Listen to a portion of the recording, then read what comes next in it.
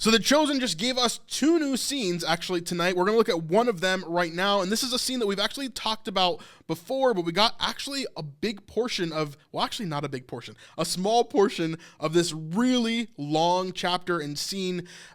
It's really, really looking like season 4 of The Chosen has more scripture than basically any other season has had so far. They're kind of running out of moments to add in kind of these behind the scenes things. Even though they're going to keep on doing that, obviously, they need to add in more and more and more scripture, and so we're kind of seeing that play out in real time. Season 4 is going to be packed with a ton of different scripture. This one specifically, we're going to be jumping into Matthew chapter 23, but let me show you exactly what this scene was without actually showing you the scene because they want it to be taken off the internet. So I'm going to show you some screenshots of what they showed and kind of walk you through what happened in this scene. Okay, here we go. So first off, we see Jesus and the crew. Looks like they're in Capernaum, outside of the synagogue. And the clarification that Dallas gave when he first started talking about this scene was that Jesus was doing this on purpose. So there is a new edict that we heard about in season 3 where basically the Pharisees are trying to catch Jesus breaking the law. They're trying to catch him in these blasphemous statements that they think he's making and kind of catching him in a state where they could pin something on him, right? We see this in the Bible all the time where the Pharisees are trying to ask him questions. They're trying to get him into a spot where they can get him in trouble because they don't like what he's saying, okay? So that is exactly what's happening here. Jesus is out in front of the synagogue and he is actually preaching to these masses. He's doing these different things. This may actually be the same moment where we see Jesus healing that blind man with the dirt on his eyes. It's possible that that's the same scene here, but it could be different as well. I'm not 100% sure on that. But we do see Jesus here with all of his apostles in front of a large crowd looking at two Pharisees. And so the two Pharisees that we see are Rabbi Josiah and Rabbi Akiva. And I think these are Pharisees, but I've actually heard that Rabbi Akiva could be a Sadducee as well. In The Chosen, they haven't done an amazing job so far of distinguishing the two of them, but either way, they're leaders of the law, right, within Jewish society. So we see Rabbi Akiva and Rabbi Josiah as they're out in front of this synagogue with Pharisees behind them as well.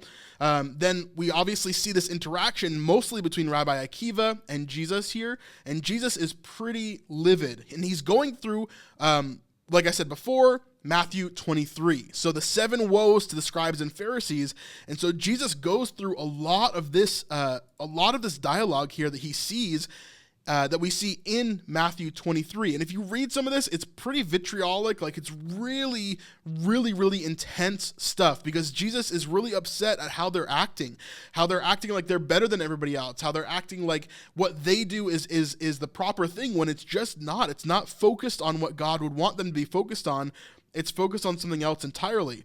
And so if I read a little bit of this for you, for example, we saw this in the behind the scenes a while ago. Woe to you, scribes and Pharisees, hypocrites, for you tithe mint and dill and cumin, and yet have neglected the weightier matters of the law, justice and mercy and faithfulness. These you ought to have done without neglecting the others. You blind guides, straining out a gnat and swallowing a camel. So this is part of the scene that we're actually seeing here. And so as we look at this, you can see that Rabbi Akiva and Josiah are kind of caught off guard, but we also get a lot of other reactions to what's happening here, kind of building up the scenario. One that we get that I love a lot is Liz Tabish as Mary Magdalene. She is really proud of this moment. She's like, go get them, finally telling them to be put in their place, showing them what they're doing wrong. She's kind of excited that this is happening. Another one that we see is Gaius. He's kind of in the back of the crowd, as we see him and some other Roman soldiers off in the background. My guess is that this is previous to Gaius's servant being healed, and so that's why we're going to see kind of a build-up into this. Gaius is seeing Jesus doing more and more and more and more things, and so as he comes to more and more faith in Jesus, then we're going to get to the point where Gaius has this really strong faith, and his son is able to be healed during all that time. We also see the crowd's reaction. I believe, if I'm correct, let me know in the comments, but I believe this is the guy from season 3 who yelled at Veronica for bleeding and basically tried to tell on her in the middle of the crowd. Let me know if I'm right about that. I'm pretty sure this is the guy. And then we also see this, which is someone who we've talked about before in the behind the scenes, but if you haven't caught those episodes where we've talked about that, Rivka is returning from season 1. Season 1, she was kind of the matron of the Red Quarter. It seems here that Tamar and her are kind of bonding. I'm not sure. Like, they haven't really met before, as far as I know, because we saw Rivka in episode 1 and episode 8, and we saw Tamar only in episode 6. So I don't know if they would know each other. Maybe there's some sort of backstory that we're missing. I'm not sure. But we also see Rama there as well. Rivka kind of speaks up for a second and says something during this conversation as well. Hey, real quick, if you're enjoying this video, I'd love for you to subscribe. Our goal right now is to pass Rabbi Jason Sobel in subscribers, so we need your help to do that. Thank you so much. And then we go back to Rabbi Akiva, who's like going crazy. He's just going off for sure.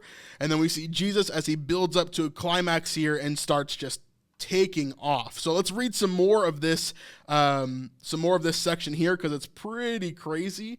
He says, "Woe to you, scribes and Pharisees, you hypocrites, for you are whitewashed tombs, which outwardly appear beautiful, but within are full of dead people's bones and all uncleanliness. So you also outwardly appear righteous to others, but within you are full of hypocrisy and lawlessness. Woe to you, scribes and Pharisees, you hypocrites, for you build the tombs of the prophets and decorate the monuments of the righteous, saying, if we had lived in the days of our fathers, we would not have taken part with them in shedding the blood of the prophets. Thus you witness against yourselves that you are sons of those who murdered the prophets. Fill up then the measure of the fathers, measure of your fathers, you serpents, you brood of vipers."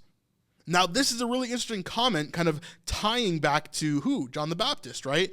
And seeing that as well. How are you to escape being sentenced to hell?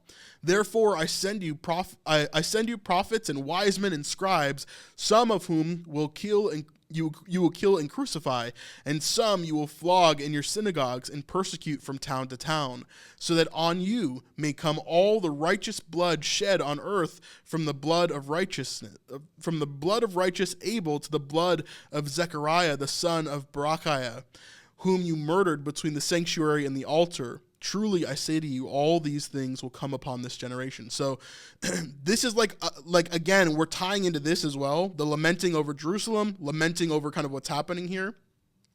It's really, really interesting. This whole section is so intense. And Dallas said that this scene is going to be, it's going to be 20 minutes long. Like, that's a long scene. So 20 minutes long. It's going to be really intense. I can't wait for this one. He said this one specifically, just so you guys know, is going to be episode 3 of season 4. So this is going to be like the special episode that we've gotten every time, but it looks like this is a little bit different than what we've seen previously. So I am wondering what the theme of that third episode is going to be, since they're always kind of unique in a certain way. So yeah, going to be really, really cool. I'm definitely excited for this episode, for that scene in particular. So much scripture to dive into, so much stuff to talk about. It's going to be awesome for sure. If you like this small portion of our live stream, you can check out the whole entire live stream over on our Patreon at patreon.com/thesnipelife. This is by far the best way to help support us and to keep us doing amazing things in the future of these videos. There's a lot of stuff we have planned, so I want you to be a part of it. All right, we'll see you on the next one. Peace.